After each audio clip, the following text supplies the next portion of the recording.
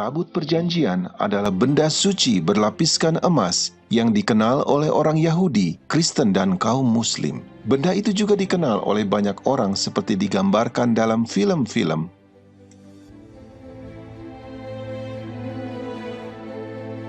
Tapi, apakah sebenarnya Tabut Perjanjian? Naskah tertua yang menuliskan tentang itu adalah Taurat dalam kitab orang Yahudi dan dalam Perjanjian Lama Alkitab. Itu menceritakan tentang Allah yang berkuasa yang mengklaim sebagai pencipta planet bumi ini. Dia menulis 10 hukum pada 2 loh batu. Kedua loh itu disimpan di dalam peti yang bersalurkan emas itu. Peti itu mempunyai tutup yang dinamakan tutup pendamaian dan ada 2 kerup pada kedua ujungnya. Tabut itu digunakan untuk 2 tujuan yang berbeda. Di atas tutup pendamaian itu, Sang Khalik menyatakan dirinya sebagai pemberi hukum dan tabut itu berfungsi sebagai tahta pemerintahan Allah. Yang kedua, tabut itu diletakkan di dalam bait suci bersama-sama dengan perkakas-perkakas suci lainnya.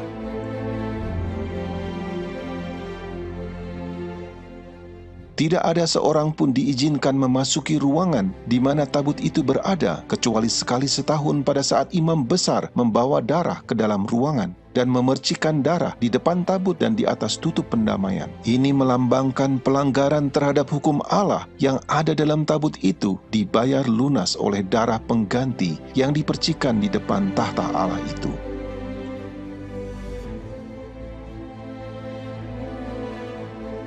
Tabut itu kemudian dipindahkan ke bait suci yang pertama di Yerusalem beberapa saat sebelum tentara Babel mengepung kota itu dan menghancurkan bait suci. Tabut itu telah menghilang atau disembunyikan orang. Sejak itu, banyak cendekiawan, para teolog, ahli-ahli sejarah dan arkeolog bertanya-tanya, apa yang terjadi dengan tabut itu? Apakah memang benar-benar ada atau hanya cerita dongeng saja?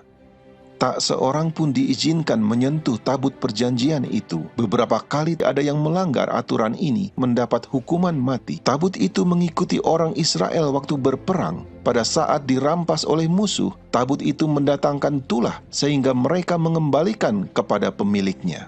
Tabut itu dipercayai memiliki kekuatan gaib. Selama bertahun-tahun banyak orang yang mencari tabut perjanjian itu atau mencoba memahami pentingnya tabut itu. Banyak orang telah membuat replikanya dan juga banyak yang mengaku telah menemukannya. Tetapi sejauh ini tidak ada yang memberikan bukti temuan yang dapat diuji. Namun demikian, ada satu penemuan yang sangat unik dan istimewa, berbeda dari semua penemuan lainnya, bahkan sangat menyentuh hati.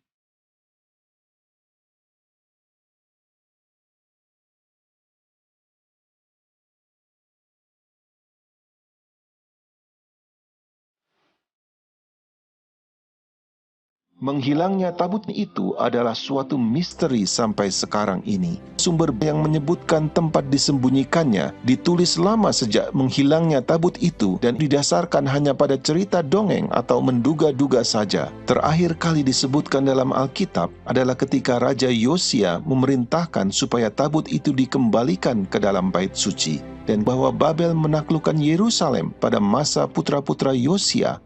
Satu hal yang menarik tentang kisah itu adalah tidak disebutkan keberadaan tabut itu, sekalipun perkakas lainnya yang dirampas disebutkan. Kitab Makabe yang ditulis beberapa ratus tahun setelah tabut itu hilang, mengklaim bahwa tabut itu telah disembunyikan di gunung di mana Musa melihat tanah perjanjian sebelum dia meninggal. Di dalam buku baru dikatakan bahwa Tuhan membiarkan bumi di bawah Yerusalem menelannya dan tabut itu akan muncul kembali di akhir zaman. Literatur abad pertengahan mengklaim bahwa tabut itu dibawa ke Ethiopia. Juga ada spekulasi abad ke-20 yang mengatakan ada di Mesir, bahkan sampai di Irlandia. Dengan memahami apa itu tabut perjanjian, mungkin kita bisa mengetahui di mana keberadaannya. Fungsi utama dari tabut perjanjian itu adalah menjadi tahta pemerintahan Allah di bait suci di bumi ini. Tabut itu memiliki banyak peran di luar bait suci dan tidak terbatas pada upacara korban saja. Baik di dalam dan di luar sistem pelayanan bait suci, maka tabut itu digunakan untuk membela hak Tuhan sebagai hakim dan Allah yang sejati, serta Raja atas seluruh bumi. Tuntutan atas hak ini ada tertulis dalam hukum di dalam tabut yang menyatakan bahwa Dia adalah pencipta dan bahwa bumi ini adalah miliknya.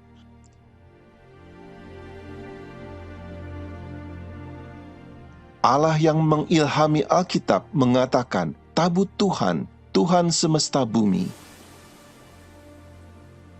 Akulah yang empunya seluruh bumi.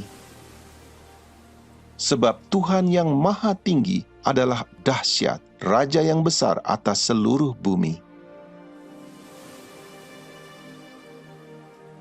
Itulah sebabnya tabut itu ada di depan waktu berperang melawan kota Yeriko, meskipun kota itu tidak menerima Dia sebagai Tuhan atau penguasa tertinggi di bumi ini. Tuhan tetap bisa menghakimi dan menghukum mereka. Meskipun Nebukadnezar, pemimpin besar di Babel, tidak menyembah Allah Israel, baik dia dan raja-raja lainnya pada masa itu tetap dihakimi oleh Tuhan. Orang-orang Asyur, Midian, Kanaan, Mesir, orang Ethiopia, orang Filistin, dan banyak bangsa-bangsa lain yang menolak Allah sebagai Tuhan mereka tetap dihakimi sesuai dengan standar Tuhan. Pada saat raja terakhir Babel mengolok-olok Tuhan di bait suci Allah, ia dijatuhi hukuman oleh Tuhan dengan tulisan tangan di dinding sebagai penghakiman di depan semua orang di ruangan itu. Tuhan menunjukkan bahwa tidak peduli agama atau etnis apa yang Anda miliki, Anda akan diadili berdasarkan standar Sang Pencipta dan bukan standar moral Anda sendiri atau standar moral dari budaya tertentu.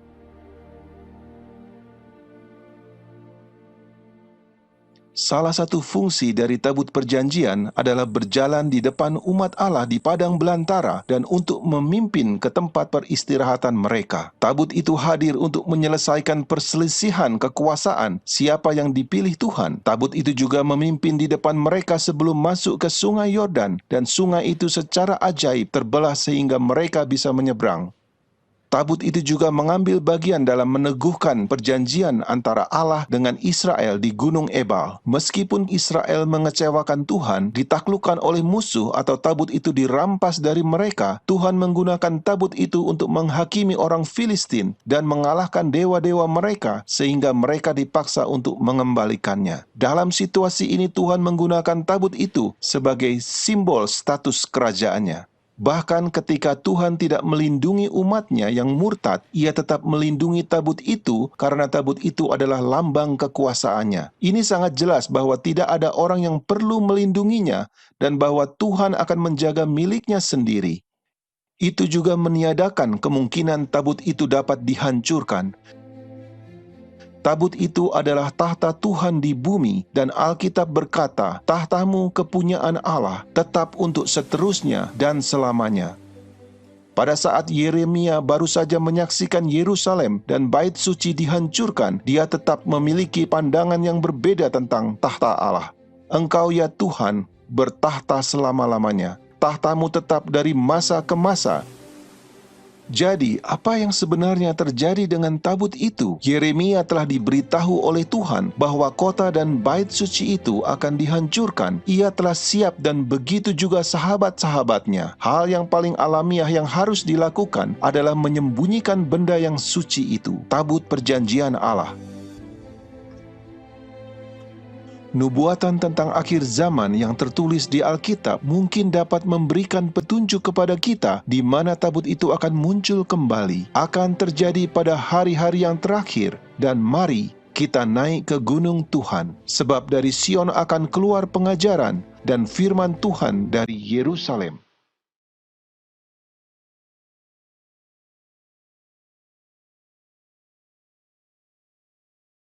Pada abad ke-19, arkeologi sudah mulai maju ketika berbagai ilmuwan pergi mencari peninggalan-peninggalan kuno yang ditemukan di Timur Tengah.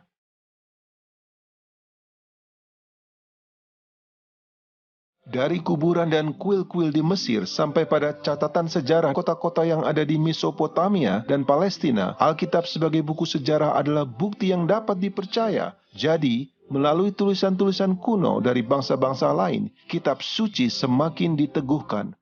Bahkan kota Babel yang telah menjadi legenda bagi banyak orang dapat ditemukan dari peninggalan-peninggalannya.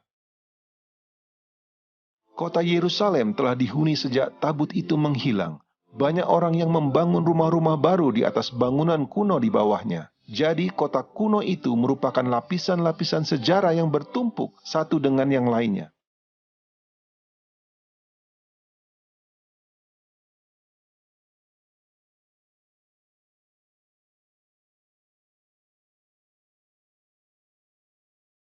Pada tahun 1854, seorang misionaris, James Barclay, berjalan-jalan di sepanjang tembok tua di Yerusalem dan secara kebetulan memasuki gua utama di bawah kota tua yang penuh terowongan-terowongan dan lubang-lubang. Gua-gua ini sudah ditutup selama berabad-abad dan panjangnya sejauh 5 blok. Pada tahun 1867, Tuan Jenderal Charles Warren melakukan penggalian di kota tua itu dan di bukit di mana bait suci itu berdiri. Ia menemukan terowongan-terowongan di bawah lantai dasar. Pada tahun 1873, Charles Clermont Ganneau, seorang orientalis Prancis dan seorang arkeolog, menemukan kerup diukir di batu di dalam gua.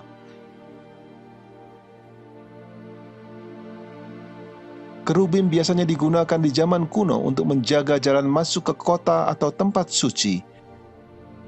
Kerub itu mempunyai keunikan dan mirip dengan apa yang ada pada saat tabut itu menghilang.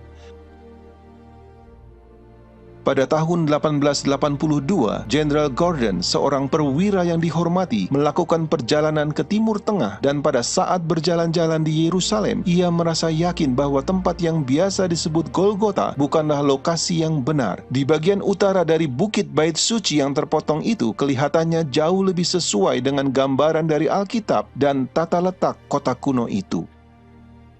Dia mulai melakukan penggalian di sana, tetapi dia harus pergi untuk membantu konflik di Sudan, di mana dia meninggal dan tidak sempat menyelesaikan pekerjaannya. Namun dia sempat menuliskan surat kepada seorang sahabatnya yang berisi suatu pernyataan yang mengejutkan, sesuatu yang terjadi yang tidak sempat dijelaskan. Di bagian utara gunung yang dimaksud dengan Bukit Tengkorak juga merupakan tempat yang disebut Gua Yeremia, di mana dia menuliskan kitab ratapan, kitab yang sama di mana Yeremia mengatakan, tahta Allah tetap selama-lamanya. Gordon berkata, tabut perjanjian itu ada di sana. Dia juga menyebutkan bahwa perkakas-perkakas bait suci yang lain dapat ditemukan di sana. Pernyataan itu sangat aneh karena dia tidak pernah menyelesaikan penggaliannya. Jadi bagaimana dia bisa tahu? Demikianlah gua Yeremia itu tetap tertutup dan surat-surat Jenderal Gordon tersimpan di suatu tempat yang aman. Sekitar 100 tahun kemudian, seorang yang bernama Ron Wyatt menaikkan doa kepada Tuhan supaya Tuhan menggunakan dia menunjukkan kepada dunia bahwa Alkitab itu benar adanya. Ron sudah mempelajari kisah tentang air bah dan menyelidiki kemungkinan adanya peninggalan Bahtranu.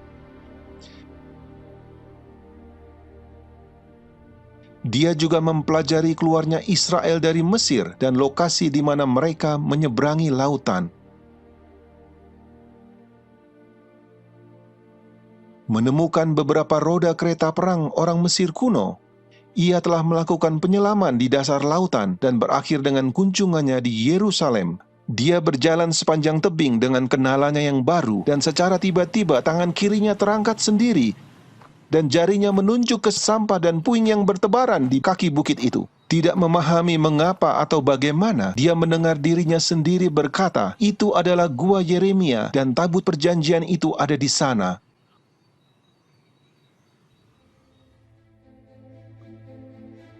Ron bingung dengan apa yang terjadi, sesuatu yang belum pernah dialami sebelumnya. Dia bahkan tidak pernah berpikir untuk mencarinya. Merasa terbeban, lalu dia pulang ke rumah dan belajar apakah benar tabut itu ada di sana atau kemungkinannya. Dia mempelajari tentang tembok pengepungan oleh tentara Babel pada saat tabut perjanjian itu terakhir terlihat. Dia berusaha mencari tahu kapan itu dipindahkan dan juga perkiraan di mana lokasi yang mungkin dan kapan tabut itu disembunyikan. Dan ternyata dia benar-benar melihat suatu kemungkinan bahwa tabut itu bisa disembunyikan di bawah sistem terowongan itu.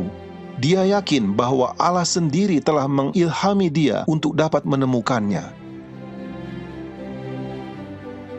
Ron memulai penggalian bersama kedua anaknya laki-laki di tempat di mana jari tangannya menunjuk.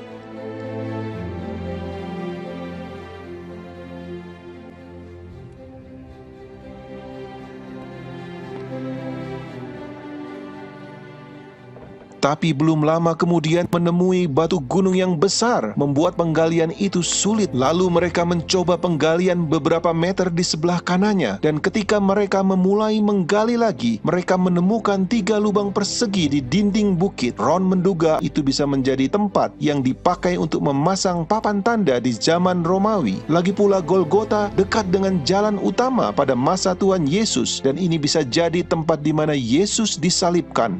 Sebuah kutipan terkenal dari Quintilian menjelaskan, "Setiap kali kami menyalibkan penjahat, jalan raya yang ramai dipilih sehingga banyak orang akan melihatnya dan tergerak oleh rasa takut olehnya. Karena semua hukuman itu tidak banyak berkaitan dengan pembalasan dendam, tetapi sebagai contoh." Lokasi Golgota di mana gereja Bizantium itu dibangun bukanlah di jalan raya seperti di tempat ini. Apakah mungkin lubang persegi itu digunakan untuk menaruh papan tanda yang menyatakan kepada orang banyak tentang kejahatan yang dilakukan oleh para penjahat? Dia mulai berpikir bahwa sisi gunung itu bisa jadi tempat di mana orang disalibkan. Dia meneruskan penggalian ke bawah, tapi tanahnya sangat labil, sehingga dengan alasan ini mereka kembali ke tempat semula dan berharap mereka bisa menggali di sekitar batu besar itu. Kali ini mereka menemukan cara untuk menggali di antara tebing dan batu, dan tebing itu hampir membentuk atap saat mereka menggali ke bawah. Sementara menggali terus, Ron menemukan sesuatu seperti lubang untuk tali yang dipahat di permukaan tebing.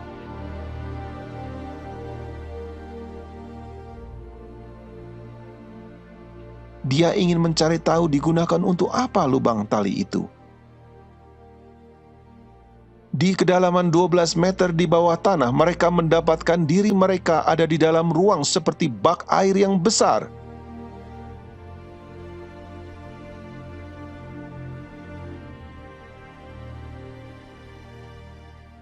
Bentuknya seperti lingkaran dan memiliki tangga yang menurun ke dalam. Ron bertanya-tanya kalau itu mungkin digunakan untuk menyimpan gandum dan kemudian digunakan sebagai bak air. Lalu dia memahat plaster lapisan dinding dan menemukan banyak tembikar di antara tanah dan puing-puing yang digunakan untuk menguruk bak itu. Pada saat dia menunjukkan potongan-potongan tembikar itu ke otoritas barang-barang kuno, mereka memeriksanya dan memberitahu Ron bahwa itu adalah peninggalan dari zaman Yebus. Barang temuan yang paling muda tertanggal dari zaman Romawi. Ron meneruskan penggalian di bawah relung persegi yang dia temukan itu. Berdasarkan tembikar dan koin yang mereka temukan, mereka tahu bahwa mereka sedang berada di lapisan Romawi. Pada saat penggalian, mereka juga menemukan banyak tulang-tulang jari yang menguatkan kecurigaannya bahwa tempat itu dulunya adalah tempat untuk eksekusi. Selain dari penyalipan, rajam dengan batu juga dilakukan selama masa Yahudi Romawi. Di bagian luar struktur seperti bak yang Ron temukan itu, dia menemukan struktur lain seperti lingkaran. Hanya bagian dasar dari struktur yang melingkar itu kelihatan utuh.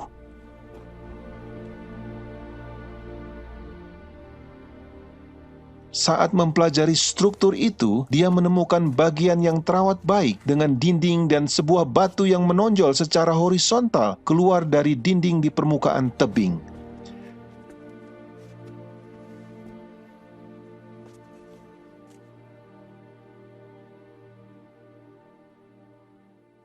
Beberapa kaki di depannya, dia perhatikan ada sebuah batu persegi yang kelihatannya tidak alami. Dengan berhati-hati, dia mengangkat dan menemukan lubang persegi yang dipahat di bawahnya. Mungkinkah ini lubang salib itu? Saat dia memeriksa lubang itu dan membersihkan tanah di sekitarnya, dia menemukan celah retakan yang besar dari lubang itu. Kelihatannya lubang itu digali di atas dataran yang lebih tinggi. Di tingkat yang lebih rendah, dia menemukan beberapa lubang salib yang lainnya.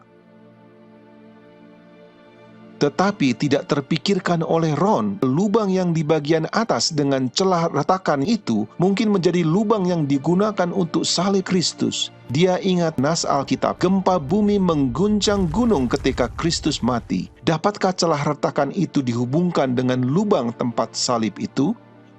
Lubang salib itu mencapai kedalaman 58 cm dari batuan dasar, sedangkan celah retakan tampak lebih dalam.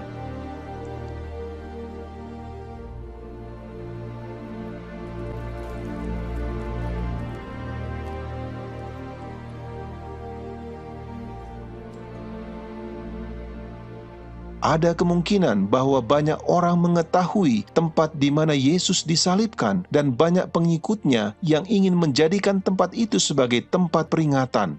Golgota yang digunakan gereja Katolik dan gereja Ortodoks adalah dibangun atas perintah dari Konstantinus Agung sekitar tahun 325 atau 326 Masehi di atas reruntuhan kuil penyembahan berhala. Ini terjadi lama sesudah Kristus disalibkan. Tetapi yang ditemukan Ron adalah dari zaman Romawi dan tidak lama dari waktu penyalipan. Setelah tahun 70 Masehi, banyak orang Yahudi yang terbunuh atau pindah dan kota itu berubah menjadi perkemahan Romawi. Itu berarti lokasi itu tidak lagi digunakan untuk penyalipan. Ron menemukan koin di bangunan-bangunan yang diperkirakan dari periode tahun 135 Masehi atau sebelumnya. Di tahun 130 Masehi, orang Kristen lebih disukai daripada orang Yahudi. Oleh karena itu, kemungkinan struktur ini dibangun oleh orang-orang Kristen zaman itu atau sebelumnya. Artinya bahwa itu mungkin adalah tempat yang pertama yang diakui sebagai Golgota yang asli. Golgota yang dibangun oleh gereja Bizantium lebih dari 200 tahun kemudian dibuat pada saat banyak orang telah melupakan tempat itu. Semakin dekat pada saat penyalipan, semakin mereka lebih tahu dengan jelas rincian apa yang terjadi. Dengan fakta ditemukannya koin-koin oleh Ron di bangunan-bangunan kuno dari tahun 135 Masehi menunjukkan siapapun yang membangun dan menggunakan bangunan kuno itu rupanya telah mengabaikan dan meninggalkan wilayah itu. Bukti dari pondasi bangunan yang masih utuh mungkin menunjukkan bahwa bangunan itu tidak dihancurkan oleh tangan penjajah, tetapi kemungkinan besar tidak digunakan dan menjadi rusak. Akhirnya, bangunan itu tertutup dengan debu dan puing-puing. Apapun masalahnya, bukti menunjukkan bahwa bangunan itu mungkin telah ada jauh sebelum gereja makam kudus. Ron dan kedua putranya telah bekerja di sana hampir 2 tahun. Mereka terus melakukan penggalian pada lapisan zaman Romawi untuk mencari gua-gua atau pintu masuk ke terowongan, tapi tanpa memperoleh keberhasilan.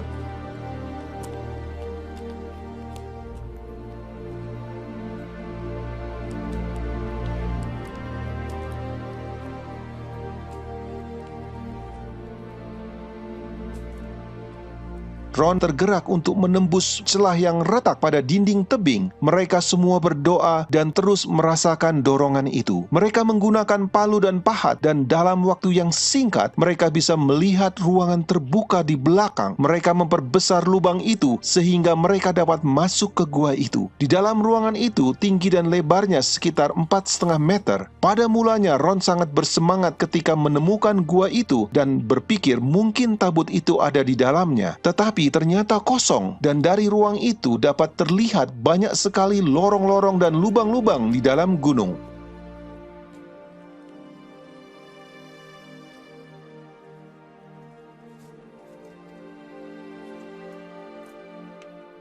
Ron terus melanjutkan pencarian di setiap terowongan-terowongan dan lubang-lubang yang terbuka di dalam sistem gua yang sangat besar itu.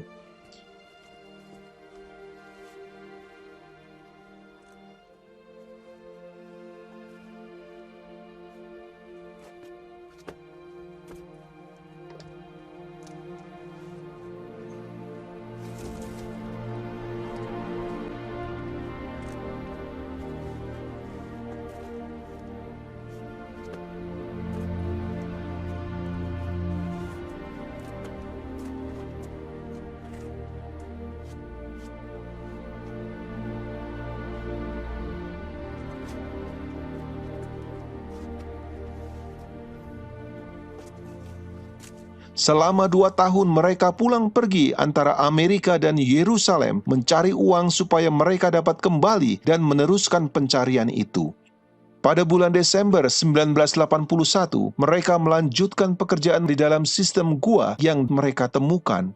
Namun akhirnya mereka bertiga sakit. Kedua putra Ron kembali ke Amerika, dan Ron harus mencari bantuan dari orang lain untuk melanjutkan. Dia tidak akan menyerah dan merasa Tuhan telah berjanji kepadanya bahwa dia akan menemukan tabut pada kunjungan itu. Tetapi sekarang dia telah menggunakan seluruh uangnya. Dia sedang sakit dan pekerjaannya sangat sulit dan melelahkan. Seorang dari penduduk setempat yang membantu Ron bisa menembus celah-celah sempit yang di mana Ron sendiri tidak bisa. Dan sementara melihat-lihat sekelilingnya, Ron menemukan lorong mirip seperti cerobong dan sebuah terowongan kecil di mana Ron harus menghembuskan nafasnya untuk masuk.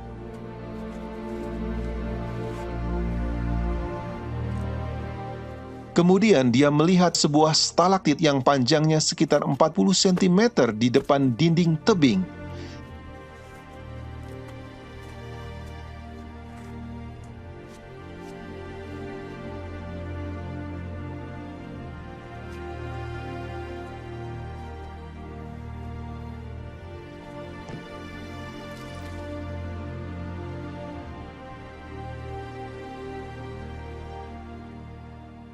Di belakangnya ada lubang kecil dan Ron berusaha untuk mengintip tapi tidak berhasil. Kemudian dia memperbesarnya sedikit dan bisa melihat ada gua di dalamnya. Tetapi kelihatan tidak begitu menjanjikan dan tampak seperti gua yang penuh dengan batu-batu. Ron sudah bertekad untuk mencari terus. Dia memperbesar lubang itu sehingga cukup untuk penolongnya masuk. Tetapi tiba-tiba si penolong itu keluar dengan ekspresi ketakutan dan berteriak, "Ada apa itu? Ada apa di situ? Saya tidak akan kembali ke situ." Kemudian dia keluar dari gua secepat mungkin. Saat itu Ron menyadari bahwa pasti ada sesuatu di situ. Kemudian dia memperbesar lubang itu supaya dia dapat masuk. Hari itu adalah tanggal 6 Januari 1982. Ada kira-kira 45 cm jarak antara batu-batu itu ke dinding langit-langit.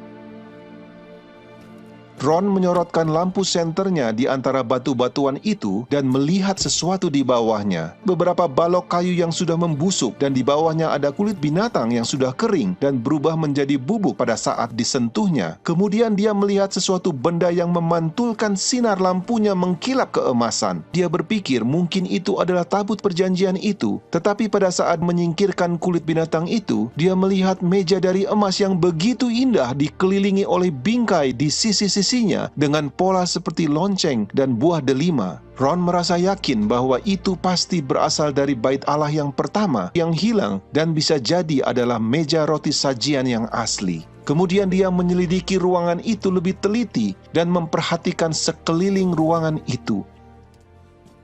Dia menggunakan lampu senternya dan melihat sebuah celah di langit-langit. Dengan memanjat di batu-batuan belakang ruangan itu, dia melihat sebuah peti batu tepat di bawah celah retakan. Peti itu mempunyai tutup yang terbelah dua dan belahan yang lebih kecil bergeser ke samping sehingga membuat celah ke dalam peti batu itu. Sayangnya, tutup itu terlalu dekat ke langit-langit sehingga dia tidak dapat melihat ke dalam peti itu. Ada bercak hitam di celah retakan langit-langit dan juga ada bercak di pinggiran tutup peti yang terbuka. Celah retakan di langit-langit persis di atas celah bukaan tutup peti batu itu, di mana bercak hitam jatuh dan masuk ke dalam peti batu itu.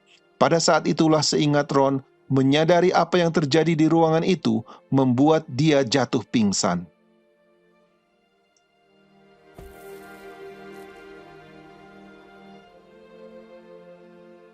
Pada saat Ron menyadari bahwa celah di langit-langit adalah ujung celah yang berasal dari lubang salib yang ditemukan di dataran beberapa meter di atasnya dan bercak hitam adalah darah yang mengalir melalui celah retakan itu ke dalam kotak batu, dia tahu persis bahwa tabut perjanjian itu ada dalam peti itu. Tetapi yang paling menakjubkan adalah darah Kristus jatuh menetes di atas tutup pendamaian tabut perjanjian itu.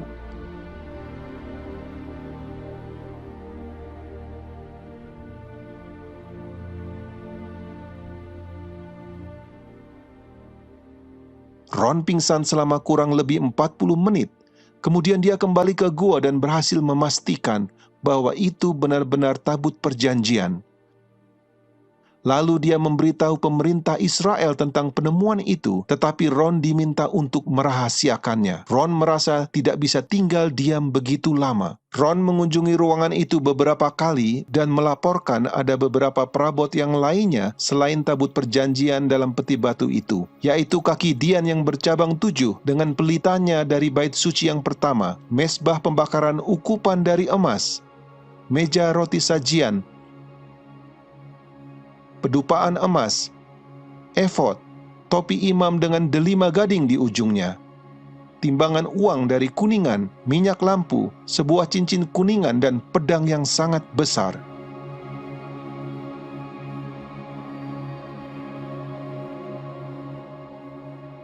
Di belakang tabut itu ada ruang kecil, dan di situ ditemukan kitab hukum yang diduga ditulis oleh Musa. Menurut sepengetahuan Ron, kitab Kejadian tidak ada di situ. Dia merasa terkesan dengan gulungan kitab dari kulit binatang yang masih dalam keadaan sempurna. Kemudian dia mulai bertanya-tanya, bagaimana tabut itu dapat masuk ke ruangan itu? Tidak mungkin melalui jalan di mana dia masuk, karena dia harus menembus melalui batu-batuan. Dengan memindahkan banyak batu-batuan itu, dia menemukan jalan masuk yang lebih besar menuju ke Gua Zedekia di tepi jalan di mana gambar kerut telah ditemukan. Di terowongan itu dipenuhi dengan banyak batu-batu besar, dan Ron tidak tahu bagaimana mengeluarkannya melalui jalan dari tempat dia masuk. Ron mencari sebuah laboratorium di Israel untuk menganalisa darah yang dia temukan di celah retakan itu dan yang ditemukan di atas tutup pendamaian. Hasilnya sangat mengejutkan mereka. First of all, in this analysis, I took the blood into a laboratory in Israel. I asked one of the people I work with in antiquities, where is a good laboratory that does reliable work? And they said, such and such, such and such. I took it. I just said, please examine this blood and tell me what you can tell me about it. All right? They said, well, look, we're going to reconstitute it. We're going to put it in normal saline and keep it at body temperature for 72 hours with gentle swirling. All right, that's their business. That's great. I said, now I want to be there when you check it out. They said, fine. So I was back. They checked it out. I said, now, they said it's human blood. We can tell that. They did whatever tests they need to do. And then I said, take some of the white blood cells and put them in a growth medium and keep them at body temperature for 48 hours. And they said, well, that'll do no good because it's dead blood. I said, would you please do that for me? And they said, okay, we'll do it. So anyway, I said, I want to be there when you take it out and examine it. So I was back there. They took it out, examined it under microscope, and the one technician called the other one over there, and then they called the boss over there, and they were talking Hebrew a mile a minute there for a little bit, and they looked at me and they said, Mr. Wyatt, this human blood only has 24 chromosomes in it.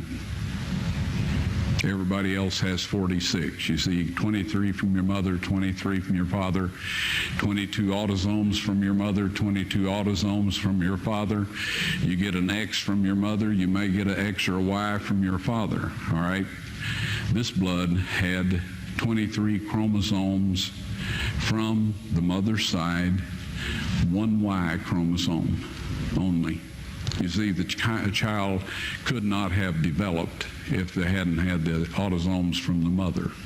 So all of his physical characteristics were determined by his mother's side of the family, her autosomes. His maleness was determined by this one Y that came from the source, not a human male. Then they said, this blood is alive. And then they said, whose blood is this?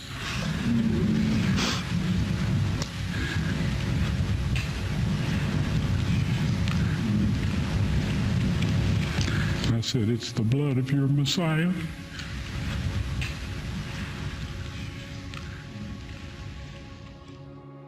Ketika darah menetes di atas tutup pendamaian itu, terbukti bahwa karena dosa terhadap hukum Allah inilah Kristus menanggung hukuman itu. Dosa-dosa kita merupakan pemberontakan terhadap hukum Allah, bukan terhadap hukum manusia atau hukum agama lainnya. Terhadap hukum Allah inilah kita perlu bertobat. Allah Bapa telah mengirimkan putranya untuk mati menggantikan kita. Ron ingin segera memperlihatkan semua penemuannya ini kepada dunia. Tetapi Tuhan menghentikan usahanya itu.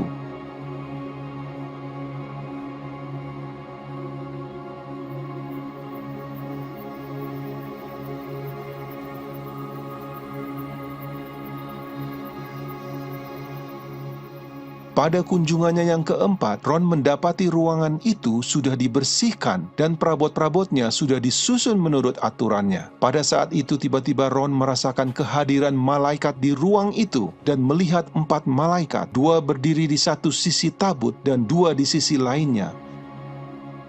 Mereka memberitahu Ron bahwa mereka ditugaskan untuk menjaga tabut itu dan kemudian mereka meminta Ron untuk menaruh kameranya pada tripod dan membuat video.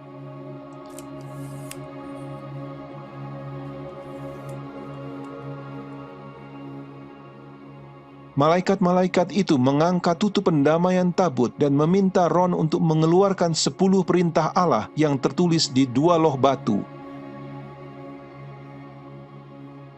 Kemudian Ron memegang 2 loh batu itu dan mengarahkannya ke kamera. Mereka kemudian memberitahu Ron kapan Tuhan berencana untuk menunjukkan kepada dunia, yaitu pada waktu yang ditentukan Allah pada saat hukum nasional hari Minggu diberlakukan. Segera setelah itu, kedua loh batu itu akan diperlihatkan kepada dunia. Ron langsung mengetahui apa maksud malaikat itu karena dia telah mempelajari topik itu sebelumnya. Malaikat itu berbicara mengenai pemberlakuan tanda binatang yang dinyatakan dalam kitab Wahyu 13 dan 14 sebagai penipuan dan ujian yang terakhir yang akan datang di dunia ini sebelum kedatangan Kristus yang kedua. Hukum Allah itu dan darah Kristus adalah suatu kesaksian yang menentang versi 10 hukum yang dibuat manusia yang akan dipaksakan kepada semua orang di dunia ini dan juga akan melawan ajaran-ajaran yang salah mengenai keselamatan yang telah dikhotbahkan kepada banyak orang oleh pemimpin-pemimpin agama. Ron meninggal dunia tahun 1999 tanpa melihat peristiwa itu digenapi, tetapi bukti-bukti dari peristiwa itu telah dimasukkan ke dalam videotape dan dia menggunakan sisa waktunya di tahun-tahun dan bulan-bulan terakhir untuk memberitakan kasih Kristus dan pengorbanannya bagi kita semua. Kemudian dia memperingatkan orang-orang akan kedatangan hukum tanda binatang itu. Mohon dengarkan pesan dan peringatan dari Ron yang penting ini. Well, this set of laws is the one that God's subjects have to keep. It's under His throne in heaven and on earth, because Moses was told to make his dwelling place, God's earthly dwelling place, after the manner shown him in the mountain, or the pattern shown him in the mountain. And so anyway, this mercy seat was the earthly throne of God, and it still is. And the Shekinah glory dwelt there for hundreds and hundreds of years until the Jews became so rebellious and paganistic that God decided He wouldn't dwell among them anymore. We may take a look at that in a little bit. But anyway, that is what the mercy seat is all about. There's one statement in Scripture, and that's in 2 Thessalonians, all right? I think it's around the 2nd chapter. It talks about the man of sin. It says he was set in the temple of God, showing himself that he is God. Now, to look at it quickly, it would imply that in order for him to set in the temple of God, that there'll have to be one built, because there's not one there now. On planet Earth, at this point in time, there is an individual who him and his ancestors in his position changed the law of God. They eliminated the 2nd commandment, which says, "Thou shalt not make unto thee any graven image, or any likeness of anything in heaven above, earth beneath. Thou shalt not bow down to them, nor serve them." That kind of interfered with the way they wanted to do things, so they eliminated that. They divided number 10 into 2, so the number would still be 10. Yes, the tables of stone were found in the Ark of the Covenant. I personally removed them with the assistance of 4 angels who lifted the mercy seat, which I would estimate weighs about 900 pounds of solid gold. And one of these angels told me to take the tables of stone out of there. He said God wants everyone to see those. And so I took them out, backed up, stood there, frozen in place, and I just can't describe my physical state or mental state or anything else. If I didn't have some physical evidence to prove it happened, I think I had a dream or something. But anyway, they are now available to be shown, but we won't say. Actually, they're on a stone ledge right in the same chamber. That's where the angel put them after I handed them to him. I didn't know what to do with them. And I was told that these are to be presented with the blood evidence when the mark of the beast law is passed or enforced. Now, I know everybody wonders about what it is, the mark of the beast. You've heard all kinds of rumors, stories, and all of this. I'll tell you quick and simple. If you keep the 10 Commandments that God wrote upon those tables of stone, and about which he says in Psalms 89:34, those of you that are writing down text, you'll want this one. Psalms 89:34. He says, my covenant will I not break, nor alter the thing that has gone out of my lips. He spoke the 10 Commandments from the mountaintop. He wrote them in stone, and he says, nothing will change, right? If you keep that law, you will receive the seal of God. Soon there will be a set of man-made laws, best intentions, surrounded by a barrage of salubrious soliloquies and sepulchral solicitudes. That's all kinds of stories and all of this, instigated by the devil to make you think that this is the best thing that ever happened to the human race and that you could just want to go along with it voluntarily. These man-made laws will require that you break God's 10 Commandments. Christ said of the Pharisees, for it is in vain that they do worship me, teaching for doctrines the commandments of men. If you keep those man-made laws and break God's 10 Commandments, you will receive the mark of the beast. Nobody has the mark of the beast at this point in time. You can only get it after that those laws are enforced. Now, is that hard? When a bunch of man-made laws are passed and enforced that require you to break God's 10 Commandments, the penalty for not keeping those laws is that you cannot buy or sell. That is the mark of the beast. We will say, friends, keep this law and you receive the seal of God. Keep the laws that man has made that force us to break God's law, and we have the mark of the beast. It may sound a little simple. I know there's people that say it's a computer chip and all kinds of stories. It is keeping the laws of man instead of the laws of God.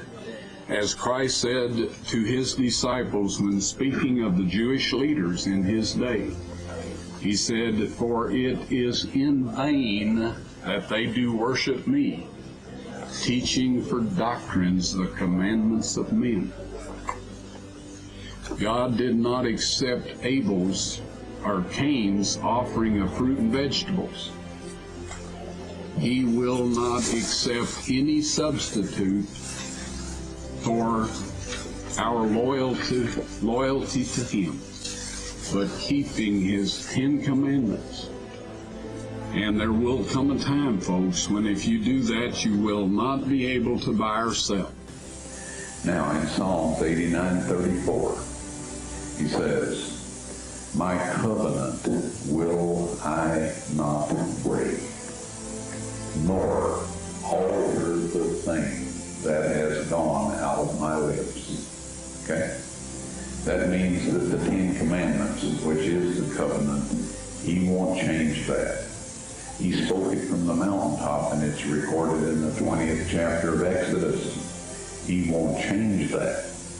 When I saw the tables of stone and saw what they said exactly the same thing that the original Hebrew text says in the book of Exodus. Exactly. All right? And that will not change. Now, the Bible warns us that Satan will come with signs and lying wonders. All right? How can we tell what is a miracle by Satan? Because he's a supernatural being. All of the fallen angels are supernatural beings. They can do things that are miraculous from our point of view. How can we tell what's of God and what's not? If they say God's 10 Commandments are binding, to break those is to sin, then they're of God. If they say anything other than that, they are not God, and we have no business listening to them, regardless of what kind of miracles they are performing. The tables of stone will be on display after the National Sunday Law is enforced. That is the exact words of the angel as I recall them.